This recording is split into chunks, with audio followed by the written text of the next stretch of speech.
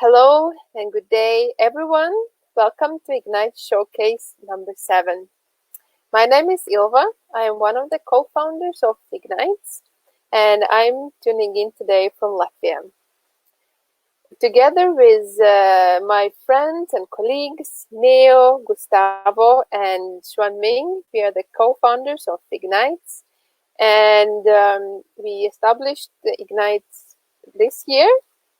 And Ignite is an international network of event professionals. So for the base, we are 4, but together almost with 70 igniters, as we call them, we create a network of event professionals, and we want to make a difference, a positive difference in the event world. We all have experience in different games, in different events, and we provide consultancy services. And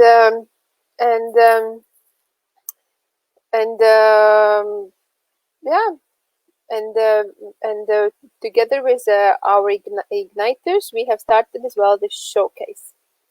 And in this photo, what you can see, it's all 4 of us and some of the projects that we have worked together with our preferred event management system partner V's team, and with some Ignite family.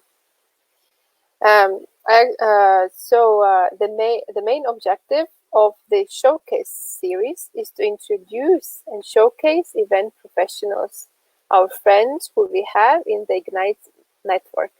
We hope that by sharing their stories, what they have achieved, how they have achieved, can inspire you, who maybe is already in the event world, and maybe someone who hasn't started yet. And I hope we can inspire and motivate you and show how diverse is the event world and with how many different backgrounds you actually can start to work in sport. So who is Igniter? Igniter is an event professional who belongs to Ignite's family, one who has worked alongside with one of the 4 founders and who shares our passion for sport and to make this event world better. Today, our special guest, our igniter, is my dear friend Irina Panushkina. She is allotment advisor, specializes in accommodation services and village management. Maybe you don't know some of the terms, like who she is, and some of the words. I wouldn't know if I wouldn't have worked in the event world either, but during this conversation, we will try to find out and explain. With our guest, who you can see as well on the screen, and some photos from her. For first time, we met in Sochi when we worked together in Sochi 2014 Olympic and Paralympic Games Organizing Committee, and later as well in PyeongChang 2018 Organizing Committee. Although we worked in 2 different departments, but our departments have always had very close collaboration. A little bit about Ira. Of course, she will tell a lot more about herself later. So when she was in school, actually teachers encouraged her to be a scientist. But as she likes traveling, meeting new people, she's very positive and social person, then the role of being scientist wouldn't really fit for her. So she decided, and luckily for us, to study hospitality management. And after 7 years in the hospitality industry, she had amazing opportunity that she couldn't miss, is to work in her home country and to work for Sochi 2014 Olympic and Paralympic Games Organizing Committee, where she was working in a village management team, and she was in charge of allotment. After Sochi, she was fortunate to work in other organizing committees. After Sochi, she went to Rio, lived in Brazil, and worked for Summer Olympic Games 2016. After that, she went to PyeongChang, back to Winter Games, and later to Ashgabat 2017 in Asian Indoor Martial Art Games, and at last in 2018 in World Cup that was taking place in Russia. Currently, she has 2 roles. She's allotment advisor for Tokyo 2020 Olympic and Paralympic Games Organizing Committee, and And as well, she has amazing role already, I think for a year or so. She's a mother. So she gave birth to a beautiful baby girl that you can see on the screen. So I would like to welcome Ira. Hello. Hello, Ira. How are you doing today? Hi. Hello from Moscow, actually. Добрый день. I'm doing great. It's a sunny weather and very warm weather in Moscow, which is not typical for Russia, as you know. So I'm so excited to welcome our friends and colleagues in the live comments. So ready to start? Yes. So before we start, I want to remind that if our viewers have any questions or any comments, please feel free to write in the comment chat, and feel free to write in Russian as well. So Ira, before we start about you, how you started and what you do, actually I introduced you as allotment advisor. I'm sure this word allotment, many people don't know what it is. What does it mean? If I wouldn't have worked in Sochi or PyeongChang, I wouldn't know either. So how would you describe what is allotment?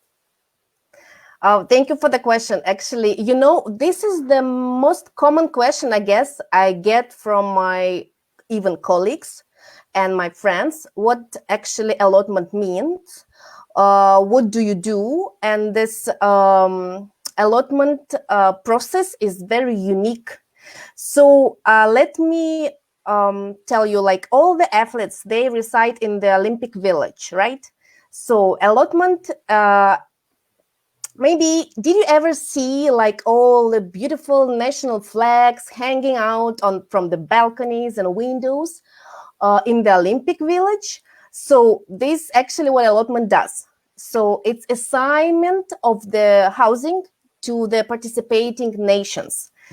I would compare it with the puzzle. The pieces of the puzzle are all different size, and you try to put them together and to make a nice, beautiful picture. So I think this is more or less describes what allotment is. Like if you're not familiar too much with the sport events. However, even for the people that work for the sport but don't work in the Olympic Village, for example, it's still a big question what it is. So hope it's clear. And I think during the session, we will provide more clarification to this. So you'll Yes. get to know more. Yes. So it sounds that the allotment is quite very specific function. So please tell us, how did you start it? Like, where did you learn how to do allotment, how to put this puzzle together? It's not something that I learned, but I think I have quite a reasonable background, which is the hotel industry, the hotel management, because it's also about accommodation, and that provide me a very good, reasonable background to start allotment. But this is interesting. But before starting my job in Sochi, I didn't know what allotment means. So for me, it was also something new that I have to learn and experience for the first time. So, but I think it's a combination of like sales skills, right? This is because it's a lot of communication with participating nations, but at the same time, it's a very technical, because you have to work a lot in the system and you have to plan things. I use a lot Excel, and my colleagues always call me an Excel person because everything I do, I love using Excel, and even like in my private life, the same thing. So it's a combination of technical and communication skills, I think. And and that's actually what gave you the basic skills, because allotment, and lately we will compare as well what's the difference between hotel management and allocating the rooms in a hotel and allocating the rooms in a village. So tell us, why did you choose hospitality management? Because that's how you started. Yes. This is my work background. Right before starting with the sports, I've been working for more than 7 years in the hotel management, and starting from a housekeeping, starting from being a housekeeper in the United States. This is where I went for a summer with my friend to get an experience in the hotel management. So it was a very interesting and unique experience for me, and it gave me, for my future career, it gave me a lot of understanding of the processes behind the scenes, right? It's the same as like when you work in the reception in the hotel, there's a lot of things happening behind you. You're like the face of the hotel. And so starting from housekeeping, which actually you mean you clean the rooms. This is what I did in the United States. So then I started my career in the hotel from front desk. I did PBX. It's like operator on the phone and front desk. And then I moved on and moved on. So I could understand the accommodation needs. I couldn't understand how to work with the clients, how to be client oriented. So these all provide me a very good background to move to be ready to start with the allotment in Sochi. So it was very sustainable knowledge and experience. So it provided me. So the background was quite good for me. So I could feel very confident. Start keeping working in accommodation, but in the sports side, let's say in the Olympic Games, which also accommodation, which also about rooms, about cleaning, about the keys, about furniture. It's it's very similar to the hotel, but of course the processes behind are very different. So it means how much time we spend on preparation for the Olympic Games. It's about 7 years, right? And so, how many years before the games you started to work in the organizing committee? Like I started in Sochi in 2012, 2 years before the games. So, and at that moment, that was my first time, right, doing allotment. So at first I had to understand myself, what do they want from me? But I had a very good mentor, which was Dan Merkley. So I was so lucky to have him in as a boss, and to have him as a mentor who would explain, because he is actually the founder of the allotment. He is the one who established this as a process. So I would refer to him many times to ask if this or that works, or if it's an issue or not. So in 2012, I started in Sochi. And this is when this sport career began. And tell us, of course, people might say you were lucky that the games were in your country, because we would never have games in Latvia, for example, right? But so how did you get the job in Sochi? Did you apply, or did someone approach you because you had a good network already? Yes, actually, this is all about network. I think it helps you a lot. I got a job. So my Timur Zinalov, you probably remember him, of course. He was in Sochi. He was one of the general managers of the Olympic Villages. And we worked together in one of the hotels, so in the Marriott together. So he knew me. So we had a very good relationship during work. And then we kept our network for a long time after we all moved on. So, and he was working for Sochi 2014 at the moment. So he was looking for a team, and he thought I would be a good fit, as I'm from the hotel industry as well, and I have a good experience in the hospitality management. So he offered me to apply for a job, right?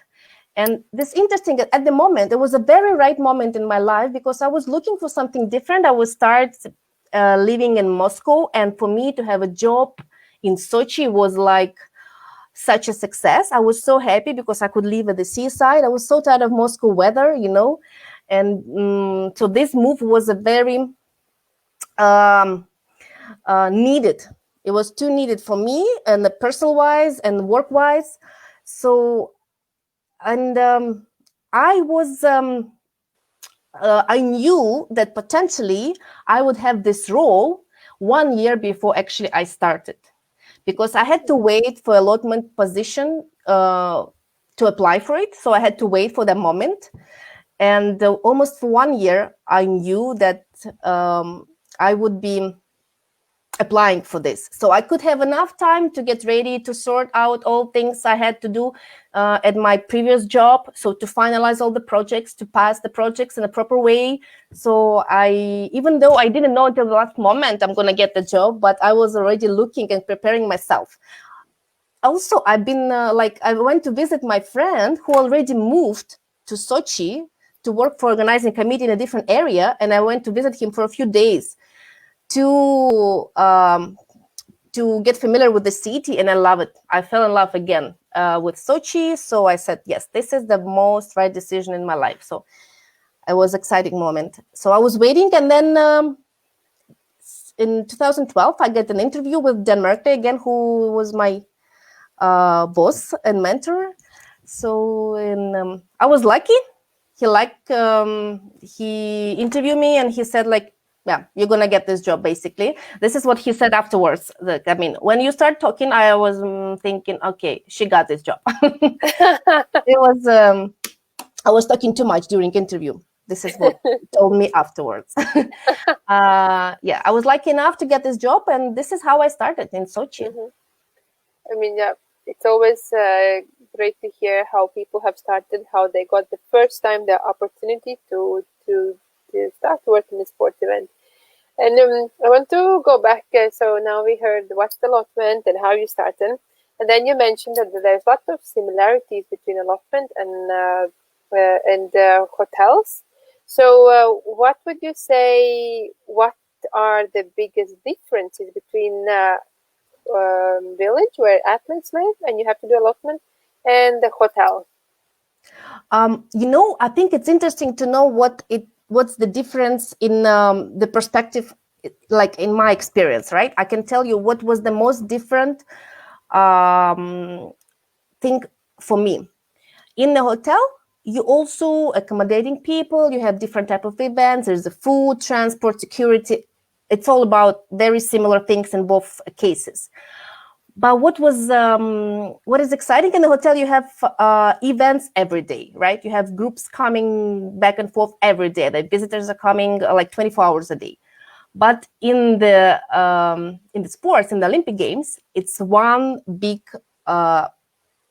deadline, right? When the games start, it's like where you're all going to this.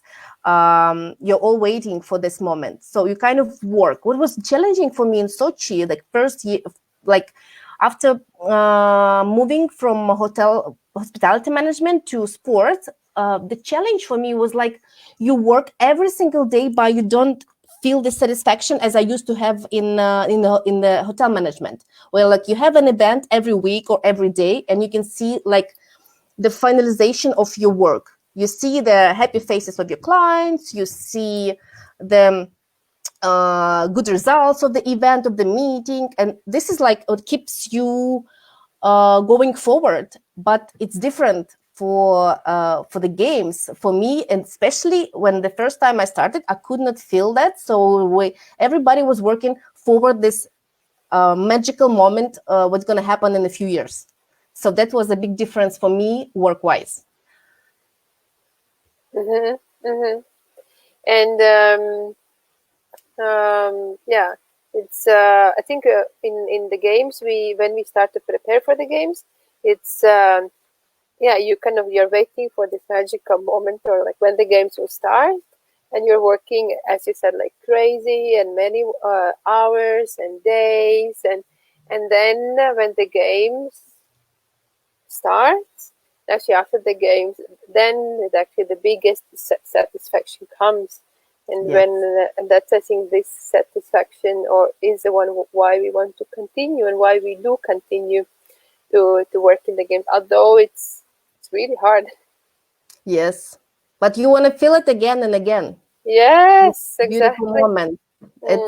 It's possible to describe, I guess, this feeling. When I felt it for the first time in Sochi, I could not even describe what was that. Is like, plus it was in your country. It gives you like you're so proud of everything happening around. You're so excited and you're so stressed. I couldn't sleep for the last 6 months. Seriously, I would wake up at 1 a.m. in the morning and start working. So I was working like 24 hours. But it's such a relief you get when everything is happening. It's just like a joy of, like, I don't know, it's like everything together. Your friends around, you here. This the entire world is watching the games. It's amazing, and you want to feel it again and again. And every time you think it's going to be different, but you still, these emotions you get, they're never the same, but they're never less than you get them for the first time. It's Yeah, still exciting because you get more friends, because you get it's like your network becomes wider and wider, so you get more and more excited seeing not only your friends but also the countries that you know already. So this is just true. amazing feeling, and I really hope that many people also can experience and feel it during their work, because I think, like, if something, when you like your work not only because of money or because of career, because of your responsibilities, like it's like sometimes like managing people or something, it's just because of this feeling of like you're united together, the entire world. And I really hope many people, like everywhere, I wish everyone to experience that once in their life, maybe not in sports but in their work. True. True. Your first sport event was Sochi, and second one was Rio. So if you compare, one was Winter Games, one was Summer Games. So Winter Games are smaller size-wise as well, and the weather, of course, in summer one are really much bigger. What is your preference, summer or winter? Oh, I don't know. If you ask me what do I want, ice cream or sushi, I want both at the same time. It's like, it's hard to compare because Rio is in my heart. Like, I miss it so much. I think about Rio every single day. I mean, the experience was amazing. Thinking about that, I moved to Latin America on my own with 2 pieces of luggage without even being in Latin America at once. So, and I moved there for more than 2 years, and I never regret this decision. So Brazil is love forever. It's my second home. I don't know. I mean, like, and but thinking about the games itself, right, the organizing committee, I mean, I enjoyed so much working in Brazil. It's just amazing. Like, all my friends and my team was amazing, and the boss, and Mary Kelly was just amazing boss. I learned a lot from her. But winter games are so cozy. There's like, they're a lot smaller and they're so cozy, and I'm Russian, like, in winter is in my heart. I think like it's about I love winter games. They're so like this. It's like a family size. You know, like they're so small. Like Olympics, Summer Olympics is like international wide huge event, but it's like a big party. But winter is like a small family dinner, which is, which is so warm and nice. True, true. So in most of the games where you have worked, you did allotment. But then when you were working for Ashgabat, you worked in different departments. So it's two different departments. Did you miss allotment? Of course, I think it's like Ashgabat was a very unique experience in many cases. The country you lived in, like Turkmenistan, and then the games were something new for me. The format of the games was different, and my role was different at that time. It was amazing because I could work with my close friends, and this was a very and I could learn from them because they had experience in this, which is National Olympic Committee relationship, NCS. So I did the service role. Was first time for me, and at the moment when I when it was difficult, at the moment when things didn't happen the way I want, of course I would say, oh, what I'm doing here, I should be doing villages, I should be working for Allotment. And in the very hard moment, of course, I would regret, and I would want to be in Allotment where I feel more confident, where I know how things work. And however, after you get this unique experience, which is new, and you learn so much doing a new role. And that means like I never regretted in the end, which that I tried that role, that I could look at the game from a different perspective. So more from the client perspective as well. I understood a lot more about the games, because doing Allotment, I was very focused on the few functional areas on the village, but working for the services for a National Olympic Committee relationship team, I could understand the entire games process, how all functional areas interfere with each other. And of course, now, I mean, it's really clear for me the challenges of other areas, so I know better how they work, and it makes easier for me to communicate with them in the future projects. And like in PyeongChang, for example, that I was working after Ashgabat, it helped me a lot to know how this department works. Mm-hmm. I think I agree that it's always good to take new challenges and to actually go outside of your comfort zone. Exactly. You're in the bubble where you feel comfortable, you know how to do it, and you know I'm professional enough. But then when you have a new role, it's like, I don't know how to do what to do. But then afterwards, it really widens your perspective and the view. Exactly. But and I actually wanted to talk to you as well about what this showcase is special, what the difference between the other showcases is. That I wanted to talk about your role of your family in your life. Because as we spoke before when we were preparing for the showcase, is that it's not a surprise that many of our colleagues and they are single who work in the event world, because it requires traveling and adapting, moving like quite, quite often as well. And of course, when you have family, it's so much harder. We have met some really great examples as well during our careers. And one of mine, I'm sure your role model is our consultant, Andrea Macquarie. She has become as well advisor for the IGNITX recently, and her husband is so supportive. And if I remember, I think while she was working in Torino, she gave a birth to her child, and it's amazing to see. But not many people who have families are involved in sports world. So how it was for you, when you now became a mother? I think it's was it a bit like not scary, but kind of like to drop out a bit from the event world. How has it changed your life, and how did you feel before? Were you ready for that? No, I wasn't. I don't think there's anybody can be ready for this role. And this is, you're absolutely right. So there are not too many people with the families, right? Because it doesn't give you, like, this job doesn't give you a chance to travel with the family much. I mean, it's harder than to travel on your own. As I said before, I could pack my 2 pieces of luggage and move to Brazil, like in a blink of the eye. But it doesn't mean like now can't do the same. However, I was so, what I was afraid? I was afraid that I would become not interesting for job-wise. I was afraid that I'm not going to get any job. It's really hard for me to say no to a project. Like when you have to move in order to get the role, and you have to say, no, I cannot. So that was I couldn't even think about this at some point. And this decision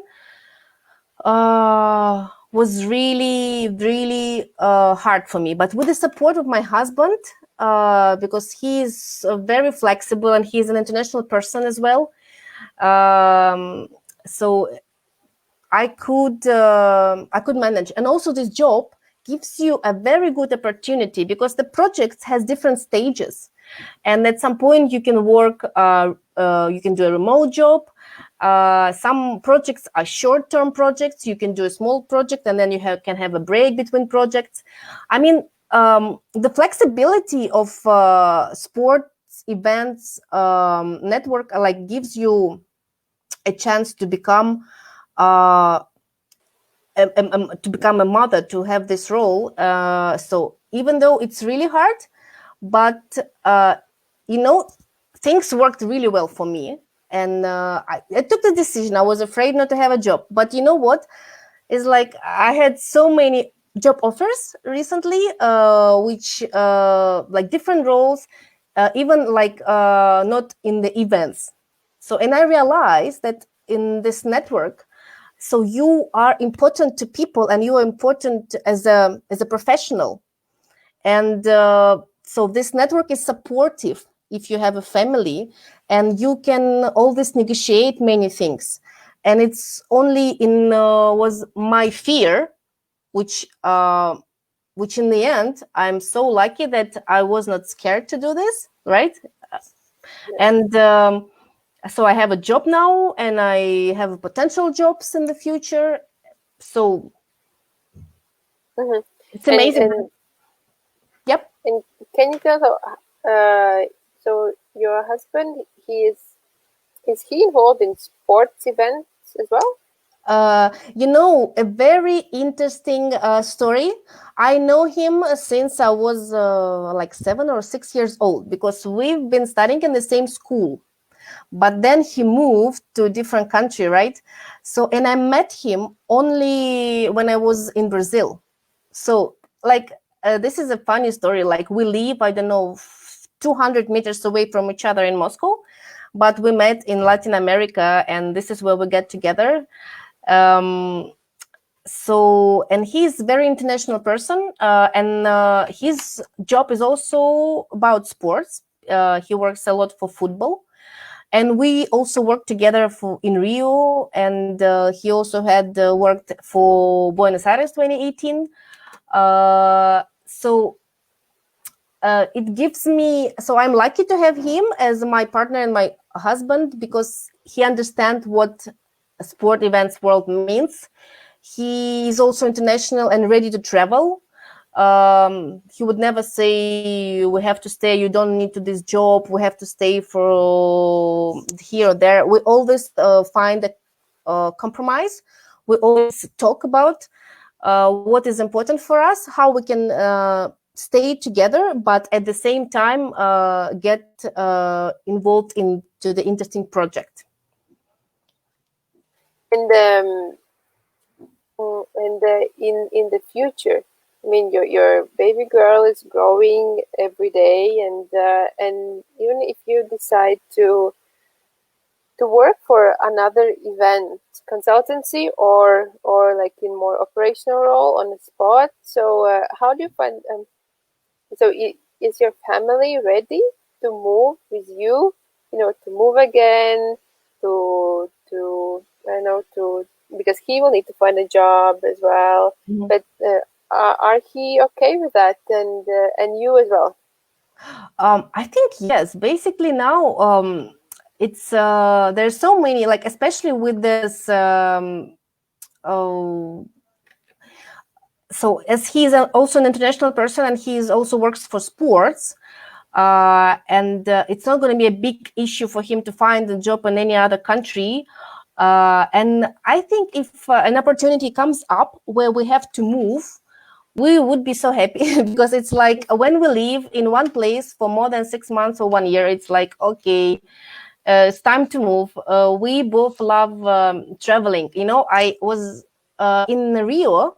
I was so tired at some point, and I said, I want to go back to Moscow, and I want to live just normal life. I don't want to travel. I want to just have I want to have work in the office and just travel by metro. This is it. This is maximum.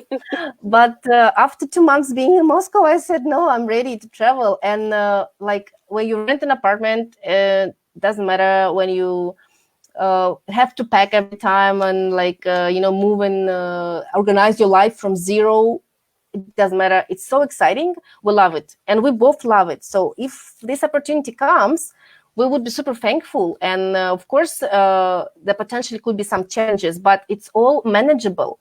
It all becomes like an interesting, again, puzzle of your life.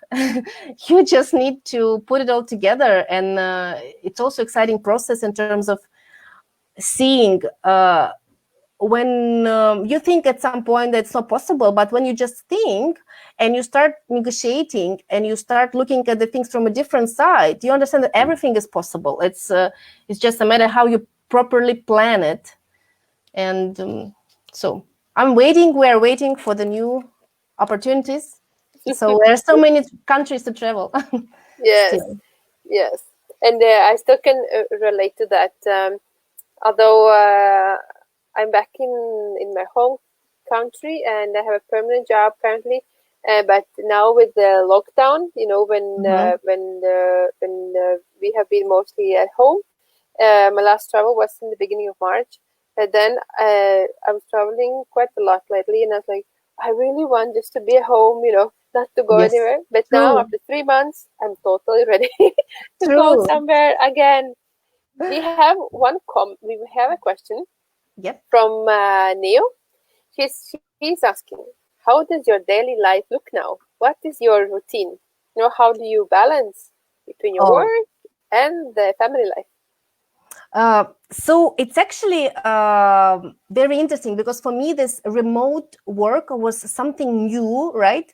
Where you are not in the office and when you work with different time zones. I'm lucky, so I had a few business trips to Tokyo, so I am familiar with the team. And then I'm so lucky to have Paula and Raja working in Tokyo. So we're kind of on a daily contact. My routine is like every day I'm trying to work, but what changed a lot? I was a very morning person before, and like in the office, I would come very early, like 6 in the morning, and start working. But now I became a very night person. So I actually, what changed? I do, and I don't know, I'm very productive at night, which is very different from what I used to be. So it's even having a baby, you kind of have a routine because it's feeding, like activities, sleeping, and etc. But every day is new. Like at some point you get used to one routine, it changes. So it's always a big surprise because the baby grows like super fast and you cannot actually get used to something. And a lot of attention, of course, I want to give to her because now, especially having this opportunity, I don't have to travel to Japan and spend 2 months away, which is amazing from my side, personal side. So I can be with my family and my daughter. But work, what is amazing is like when I switch off to work, it gives me such a relief, and I come back to my family with the new emotions. I had a rest because I did completely different things. While I'm working, I forget that I have a baby and a family. It's amazing feeling when after Skype, after 1 or 2 hours of Skype, you come back and you're like, oh, I have a baby. It's amazing. It's just because it helps you in both cases. Is like a balance. So you do one thing, and then it gives you a relief and like a recover, and you rest from another one. Because we all need rest from, like as you said, it's like traveling, amazing. But when you travel all the time, you get tired.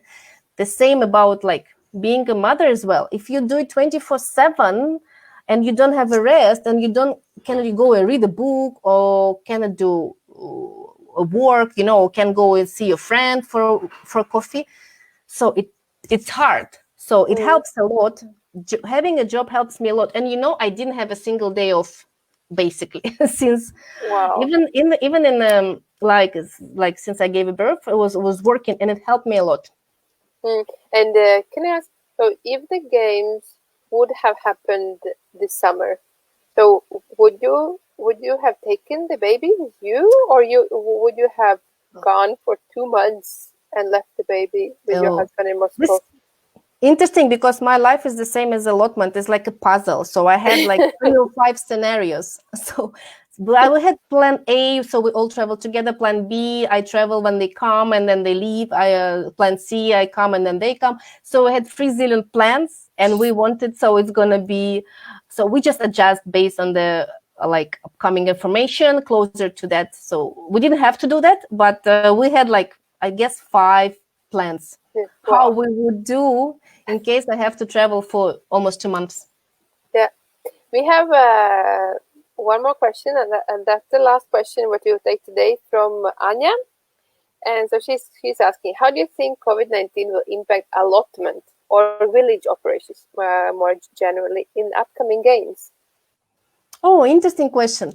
Very like work related and very specific from Anya. So it's hard to say, because we already have been working on different scenarios, how it can impact. And until the last moment, we still don't know how COVID-19 impacts on all areas in life. I mean, in terms of worldwide, it's still not clear what the real impact is already on economics and everything. But speaking about the allotment, I guess it's more about how teams will organize their spaces. So potentially with the new social distancing things and all new rules, it will be many impacts on the space itself, like lounge, office, medical spaces, apartments. I think this is about that. But how it will impact on upcoming games, it's really hard to say, as we still in this lockdown period, right? Still don't know. Yes. It depends on when it's over. So, but it will be very interesting and challenging.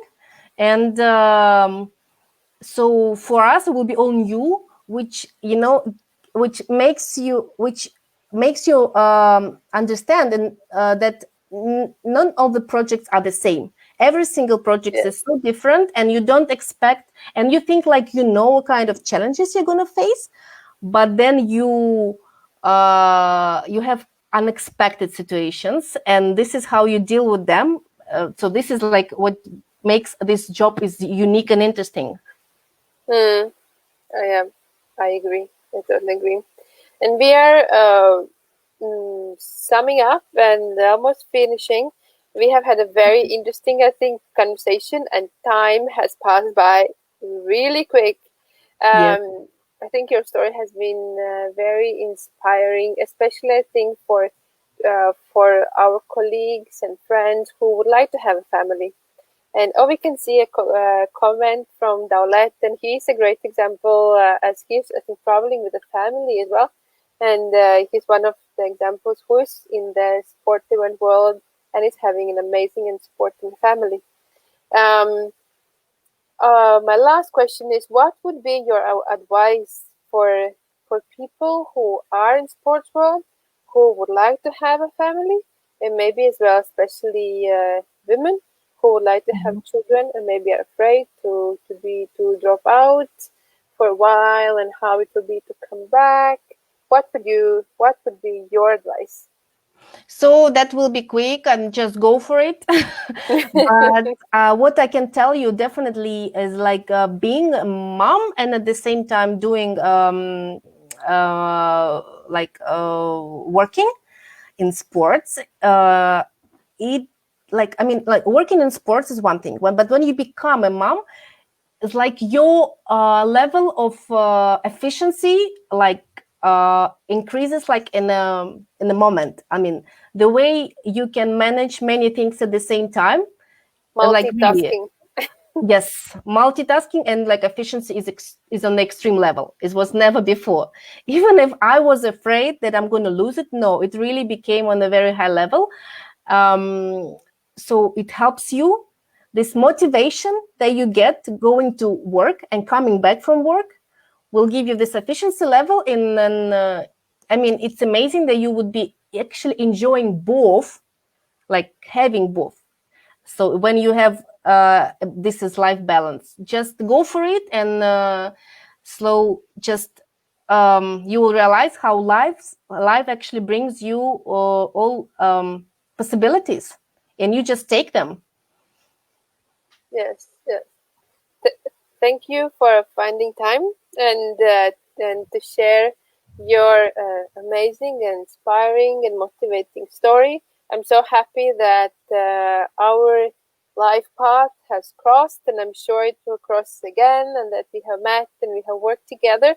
And I can see as well from the different comments from our colleagues and friends, and they are so positive, and they all are so proud of you and what you have achieved, and what are you doing now. So I hope everyone that Irina's story has inspired and motivated you to continue, and do not be afraid to have a family or children, and to be involved in event world. It is possible, and as Irina said, it even gives you possibility to be more efficient and even getting better in the multitasking. This is true. Right. So Yeah. thank you everyone for listening and commenting and being with us today for these 45 approximately minutes.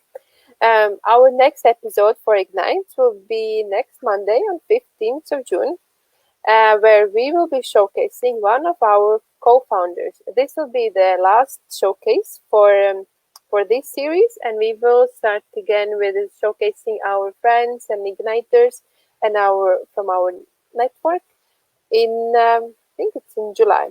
So be with us, follow us on social media, and have a great day. Thank you once more, and give a big hug to your cute baby.